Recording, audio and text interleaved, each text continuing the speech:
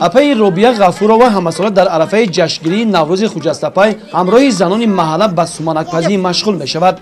سومنک نوع از خورش نوروزی است که از سبزه گندم پخته می شود. خود سبزه رمز احیای طبیعت و زیبایی و آسایشگی حیات به شمار می رود. 2 هفته قبل از جشن نوروز مردم در خانه های خود در طبقه گندم ها را شسته و می سبزانند، آن را یک شبانه روز می پزند.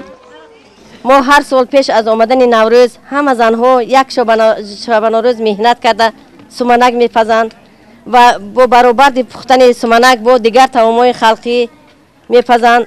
جشن نوروزی را با همین استقبال میگیریم.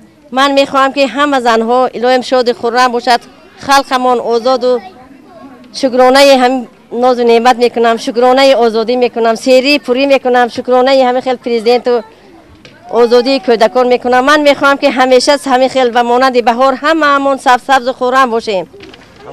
با آرد شیره سبزه گندم ریخته آنها را می آمیزند و در آتش بلند می جوشانند. سپس شیره دوم و سوم را ریخته پختن را دوام میدهند.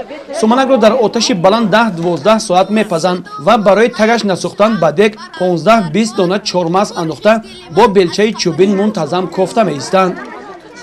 برابر که آماده شدن سومنک یک شبانه روز زنها خواب نرفته خورسندی میکنن، رقص و بازی میکنن، در اطراف دیگ سومنک عروسا را میبیارن، خوش و خورسندانگی میگذرانند که یک سال ما همه خیل شادی خورسندی بیارد. الهو با تو بهاری دیگر با همه خیل خورسند باشیم و همه خیل شادی خورسندی کرده گردیم. این نشانی همین نمیتید.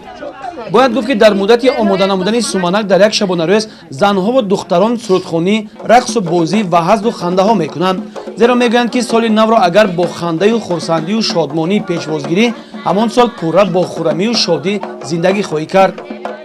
سومنک عجب شیرینی، سومنک تو نازنینی، سومنک تو شهی گندم، ایدی نوروزی مبارک. سرود معروف زنهای سومنکپز که هنگام پختن این غذای نوروزی در تاجیکستان با دایره نوازی به طریق دستجمعی میخوانند. ساکنان این گوشه کشور غیر از شیره گندم با سومنک قیام قند و یا شیرینی نیز همراه میکنند. در این حالت سومنک شیرین میشود و آن را مدتی دراز نگاه داشتن امکان پذیر میگردد. همینطور بانوان شهر ترسونزاده سومنک را تیار میکنند و بعد پخته شدن آن به همسایه ها تقسیم میکنند. ای خداوند زمین و آسمان، تا به نوروز دیگر ما را رسان.